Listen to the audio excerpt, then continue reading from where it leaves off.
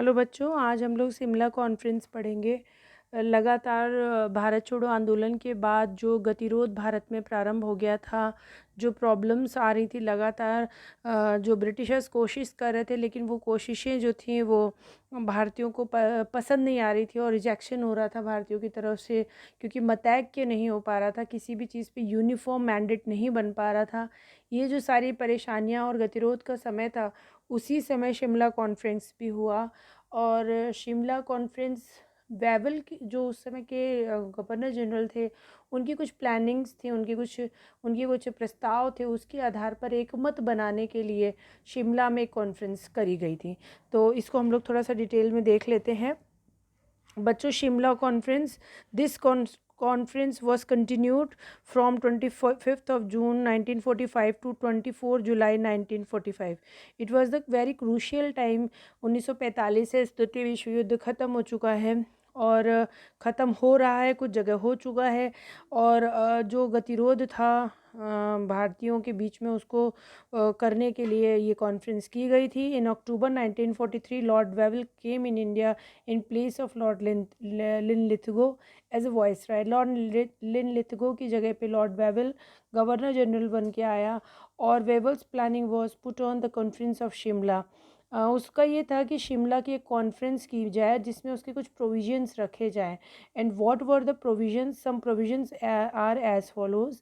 Number one, British government wanted to finish the political resistance of India and wanted to increase the self governance.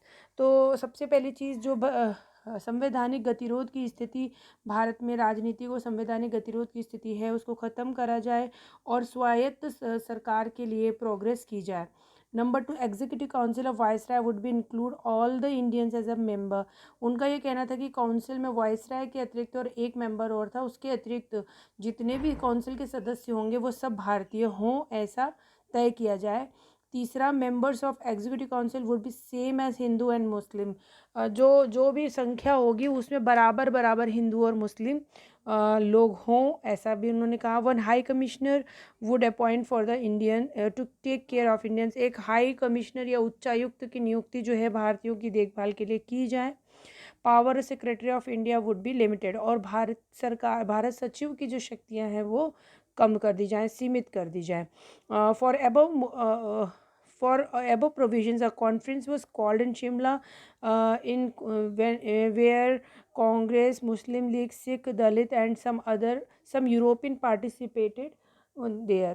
तो शिमला में conference हुई इन्हीं सब मुद्दों को ले करके, और उसमें कांग्रेस के लोग, सिख लोग, मुस्लिम लीग के लोग और कुछ यूरोपीय जो पदाधिकारी थे उन लोगों को इनवाइट किया गया। They are total 22 in number.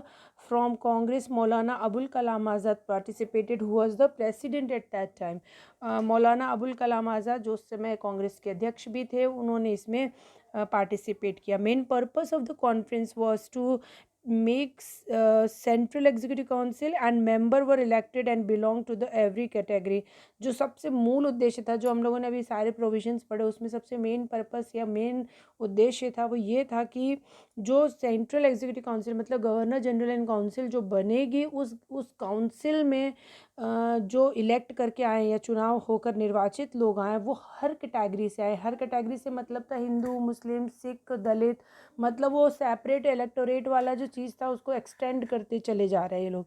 Mahatma Gandhi and Mohammad Jinnah were also participated but all of them could not make positive solutions. Mahatma Gandhi और मोहम्मद अली जिन्ना ने भी इसमें पार्टिसिपेट किया था, लेकिन कोई भी पार्टी इसमें संतुष्ट ना हो सके। कांग्रेस थोड़ी सी संतुष्ट हुई थी, उसके अलावा कोई भी पार्टी जो थी वो एकमत और संतुष्ट नहीं हो सकी। Although Hindu and Muslim were in the ratio of 70:22, but even Congress accepted the equal participation in election. Hindu और मुस्लिम जनता के बीच में अनुपात 70:22 था, लेकिन उसके बाद भी कांग्रेस इस बात के लिए तैयार हो गई थी कि आधे हिंदू और आधे मुस्लिम रहेंगे। But Muslim League was not ready to give the Muslim representations to the Congress. He wanted himself as the only representatives of Muslim. लेकिन जो कांग्रेस ने ये चीज़ मानी थी उसमें उनका ये कहना था कि कांग्रेस से में भी बहुत इंक्लूडिंग मौलाना अबुल कलाम ऐसे बहुत सारे मुस्लिम लोग हैं, तो किसी पार्टी विशेष को एक अधिकार नहीं दिया जाए, व्यक्ति चुनकर क्या है किसी भी पार्टी से आ सकते हैं. But at that time Jinnah was saying कि केवल Muslim League authorised for the Muslims. तो ये जो कंट्रोडिक्शन था, ये जो विरोधाभास था वो देखने में आया. All the parties were not accepted the Wavell provisions and could not make the same mandate.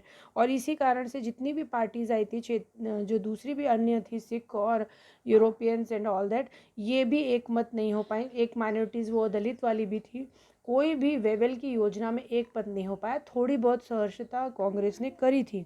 Jinnah told that it would be the sign on his own death. उसने कहा यदि मैं इसको मतलब इसको प्रोविज़न को साइन करता हूँ या मान लेता हूँ तो ये मैं अपने स्वयं की मौत पर साइन करूँगा. That means that is clearly shown that he was demanded the separate Pakistan. So he was not ready for the only the participation in the similar participation with the Congress. तो ये चीज़ एक बहुत बड़ी थी इसमें निकल के आई. सो बिकॉज ऑफ द जिद of Mohammad Ali Jinnah this Simla conference was not successful. So by this reasons Simla conference was unsuccessful and very soon cabinet mission came in 1946. ये वाली जो थी 45 में हुई और चूँकि ये असफल हुई तो कैबिनेट मिशन कुछ ज़्यादा बड़े चेंजेस को लेकर के 1946 में भारत में आए. So in next lecture we will see the cabinet mission. That is sufficient for the today. Thank you so much.